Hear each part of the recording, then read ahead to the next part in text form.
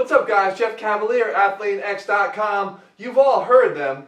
Hopefully you haven't listened to them. I want to go through today the top 10 biggest fitness myths or the worst training advice that you could ever get, or really Jeff Cavalier's pet peeves, today in one video so that I can help you to make sure that you stay on path and to avoid all the bullshit when it comes to fitness. So without further ado, let's get this list rolling.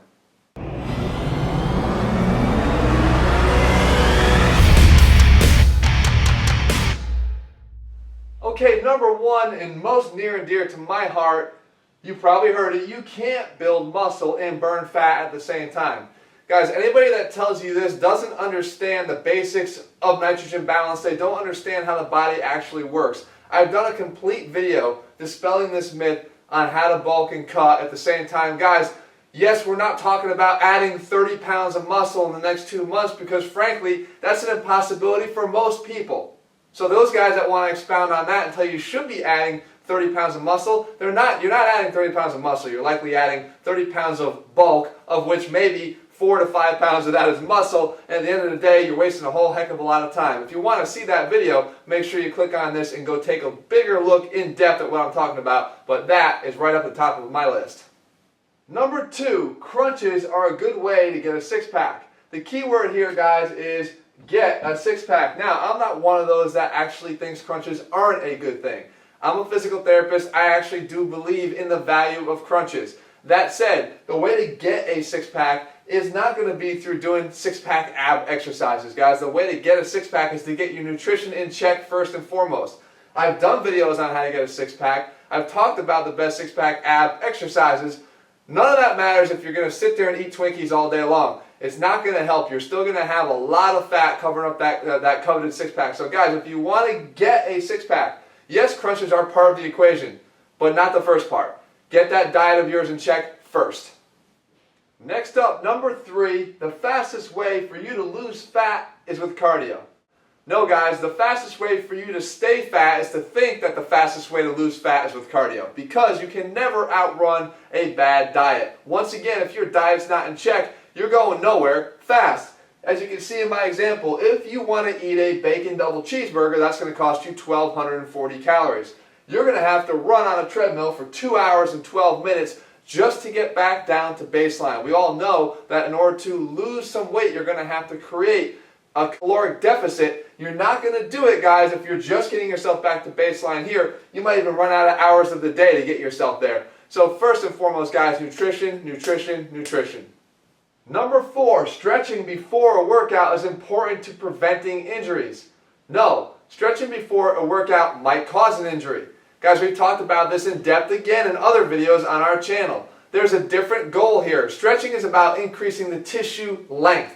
Trying to increase tissue length before training is actually something that can disturb the motor pattern stored for the movement you're about to perform. That's not a good thing, especially if you're trying to step underneath a heavy squat rack, into the squat rack for a heavy squat. You might want to start thinking about changing the mobility of your tissue before you go into a heavy squat. That's a whole different story. Mobility and stretching are 2 different things. Mobility before a workout, good. Stretching before a workout, static stretching before a workout, not very good. Next up, number 5, if you're not sweating or puking or filling your own word here, you're not training hard enough. Guys, that's straight old school BS. First of all, sweating is a measure of our body's regulation of our own tissue temperature. Some guys will have a naturally higher body temperature, and those guys are more susceptible to sweating when they elevate their body temperature through exercise. I happen to never, ever, ever sweat in my workouts. Once in a rare occasion will I sweat. Anybody that owns the ATHLEAN-X program has seen me sweat. That being said, puking, another thing, guys, that's dictated by things really out of our control. Our VO2 max is in our control. It's one thing that we can do to help our body improve the efficiency with which we use oxygen. That is a much better reason, if you want to go back to one of our other myths, for working on your conditioning or cardio. Improving your cardiovascular health with conditioning and cardio is a great thing to do.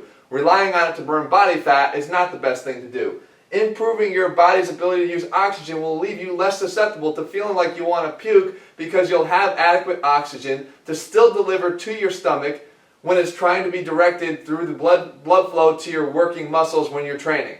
If you don't have good VO2 capabilities, you're going to have a redirection of that blood from your stomach to your working muscles, leaving very little to your stomach, making you feel nauseous and wanting to puke. So again, these are things that aren't really necessarily a gauge of how hard you're training for the effectiveness of those for your workouts. It's just a matter of either how well conditioned you are here or what your natural body temperature is. Number 6, and another favorite of mine, more is better when it comes to working out, i.e. overtraining is a good thing. Well, it depends on who you want to listen to.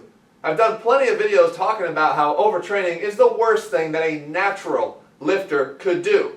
If you haven't seen those videos, guys, you have to watch them. I'll put them both up over here for you. In my world, overtraining is always a bad thing because in my world, we're putting the science back in strength and defining overtraining the way it's supposed to be defined. We're using the scientific definition of overtraining. We're using the 36,000 studies that document overtraining in real athletes.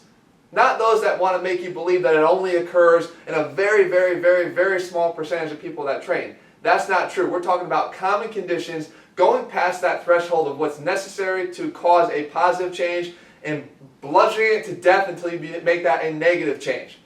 Overtraining. You can't go into a doctor's office and have him tell you, you have cancer. And by cancer, I'm saying you have a cold. It doesn't work. It doesn't sound right, and we know that's going to make you flip out because the two are not the same. Saying overtraining is a good thing is not responsible. Overtraining is never good. Overtraining meaning that you're pushing yourself hard and you're working hard and you're doing more than you did the last time, great. But that's not the definition of overtraining. So make sure that if anybody gives you this advice, you run fast the other direction. Number 7, your metabolism slows to a crawl after the age of 45, making it very hard for you to build muscle or get rid of fat. I feel bad for any 45-year-old and up who's ever listened to this advice because you know what they most likely did when they heard it? They stopped training.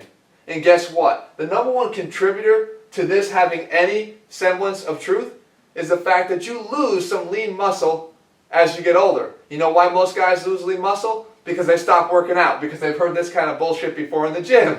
If they continue to work out, they likely would be able to counteract that muscle loss, and not just that, but gain lean muscle. There are plenty of guys, you've seen them, you know them, who've added lean muscle at any age. We've got a guy on our Team Athlean, Phil Schluter. I've talked about him before. I'll even put his picture up here. The guy completely transformed his body. Yes, he lost a lot of fat, but you can clearly see that he gained plenty of lean muscle at the age of 63. So before you use your age as an excuse, don't ever listen to these guys ever again. Okay? Make sure that you understand lean muscle can be built at any age. Your metabolism does not have to decline so fast if you're actually keeping and building the muscle and working hard each and every time you hit that gym.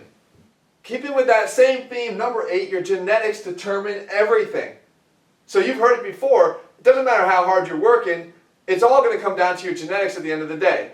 If you believe that, then you're doing yourself a disservice and most likely cutting your chances short of ever looking as best as you can. Look, we know if you want to go back to the old-time bodybuilders, Frank Zane versus Tom Platz, two completely different structures. Franco Columbu, if you want to throw him in there as well. Short, stocky, tall, thin, lean. Guys, yes, genetics can have an impact on your muscle bellies, how wide they are. They can have an impact on your bone length. They can have an impact on your bone width. Yes, I've been cursed with skinny wrists, but it doesn't mean that my arms have to be small because of it. We've got the impact of our attachments, where they attach, sometimes in a slightly different position than others, giving some better leverage than others. But at the end of the day, work with what you've got. If you've been blessed with a body with 2 arms and 2 legs, and strength to be able to move that bar, whatever it is, even if it's just the bar, then you can push until you're adding plates. You can push until you're adding more plates. You can push your body to limits you never thought you could by working within your own genetics. So yes, you'll have some differences. Maybe your six-pack isn't perfectly lined up like this, but guess what? You still got a six-pack. So who cares whether it's got this perfect symmetry or it doesn't? Don't let that be a cop-out for why you're not going to train or train hard. Genetics don't mean everything, guys. Working your ass off every time you train, that does. Moving right along, number 9, use machines for increasing muscle definition and free weights for bulking up. Now you guys know I'm not a big advocate of machines. As a guy who likes to train athletes functionally and uses our own body in space and ground-based movements, Machines are not my favorite, but to say this is perpetuating one of the biggest myths in the fitness industry. Your body doesn't know whether you're laying down on a bench press free weights or whether you are sitting on a seated bench press machine. What it knows is tension. What it knows is overload. If you're loading that seated bench press machine up with 350 pounds and that's an overload for you, you can best believe you are going to build muscle using that movement.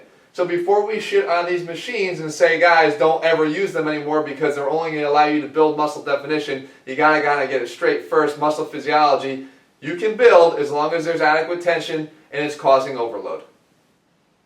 Last but not least, my favorite, there are shortcuts to Sixpack Abs. Guys, at ATHLEAN-X, we put the science back in strength and we train our asses off each and every day to get what we earn. Do I even need to talk about this? So there you have it, guys, my 10 biggest fitness myths. Yes, it did turn into a little bit of a Jeff rant video, but for some of you, you always claim those happen to be your favorites. The fact of the matter is, guys, I value your viewership. I value the fact that you follow me for your fitness information, and I take that seriously. As a fitness professional and a health professional, remember, as a physical therapist, a health professional makes sure that the information that he gets out to his viewers is accurate. Because I want, at the end of the day, guys, for you guys to be able to be on that right path without all the nonsense, without all the BS, without all the shortcuts, without all that other nonsense, to get you guys the right information, to get you where you want to be, which is a better version of you tomorrow than you are today. If you're looking for a training program to help you get there, guys, I put my heart and soul into that as well. You'll find that at ATHLEAN-X.com. The ATHLEAN-X training program, step by step, nutrition is covered, supplementation is covered, the training is covered, training you like an athlete, getting you back to basics and moving you the way your body was meant to be moved all along. Then head to ATHLEAN-X.com and grab our 90-day training program. If you found these helpful, or if you've heard, I'm sure, a bunch of fitness myths yourself, make sure you leave them down below and a thumbs up, and I'll make sure to keep on bringing these videos here for you. Thanks, guys. I'll see you back here soon.